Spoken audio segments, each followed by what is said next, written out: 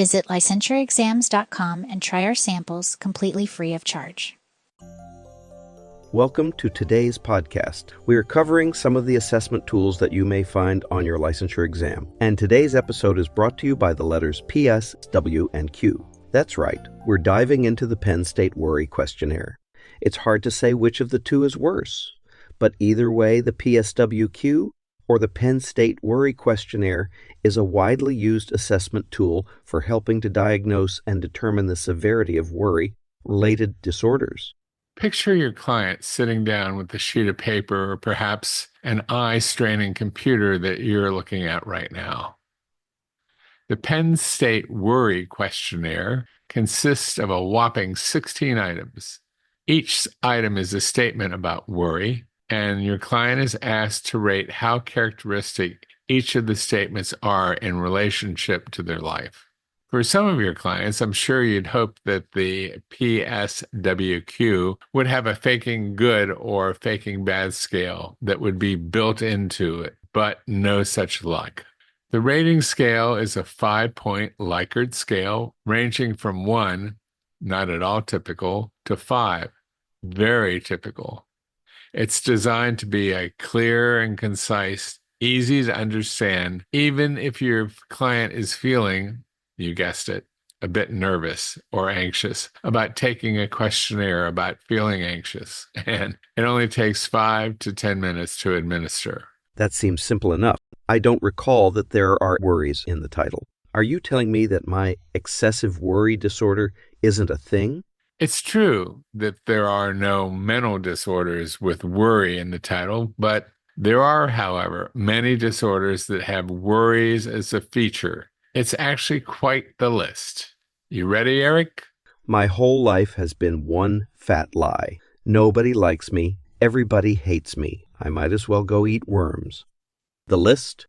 Okay, Ez. I get what disorders it works with, but how about who the assessment is designed for? Right. So here we go. You can use the PSWQ to gather additional information of treatment planning and understanding how your client's challenges are exhibited. General anxiety disorder, anxiety disorders, obsessive-compulsive disorder, depression, post-traumatic stress disorder, panic disorder, social anxiety disorder, specific phobia, adjustment disorders, stress-related disorders, mood disorders, personality disorders involving anxiety components, sleep disorders which are related to anxiety, eating disorders with anxiety as a significant factor, substance use disorders with co-occurring anxiety, somatoform disorders, and body dysmorphic disorder. What does the assessment consist of? The Penn State Worry Questionnaire is versatile and suitable for various age groups. It's mostly used with adults, but has versions for different populations.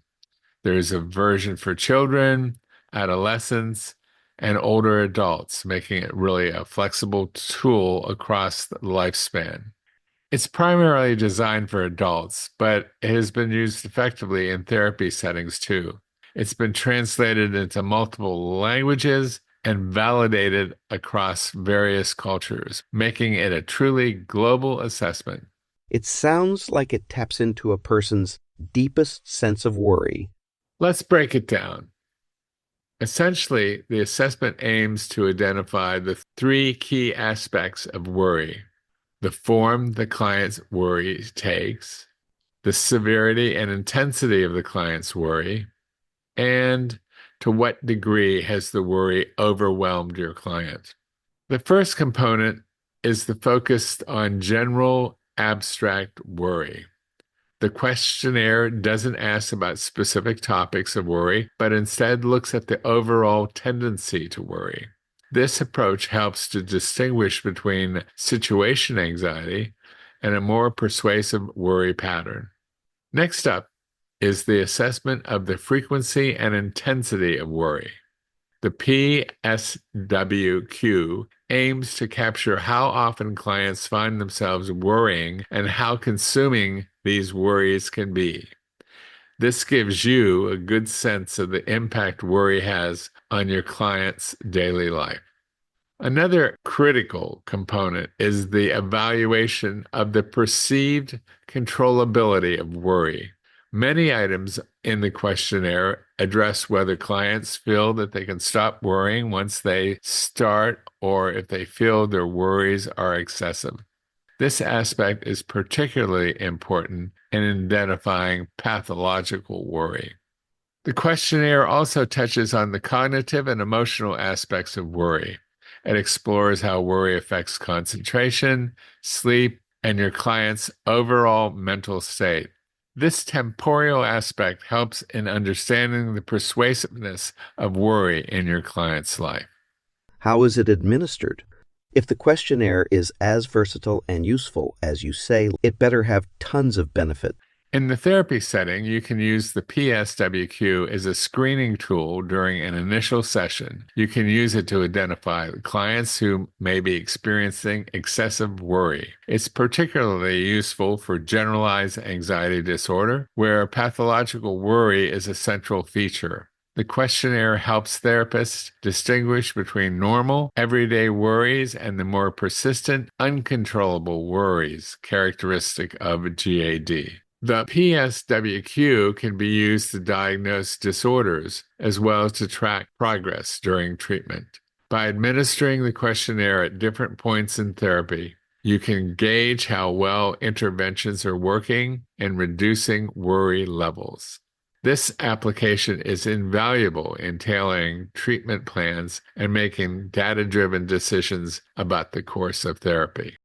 It's a good thing that I've been taking notes. Let me sum it all up. The PSWQ is a reliable and valid measure of worry. It's not just about identifying who worries. It's about understanding the nature, intensity, and impact of that worry on daily life. It's used in various settings and is applicable to many age groups and cultures. It's quick to administer, easy to score, and has validity and reliability to back it up. It sounds like if I administer enough assessments, I can take an extended lunch break and get some sushi from Publix. As a matter of fact, Ez, you've got that right.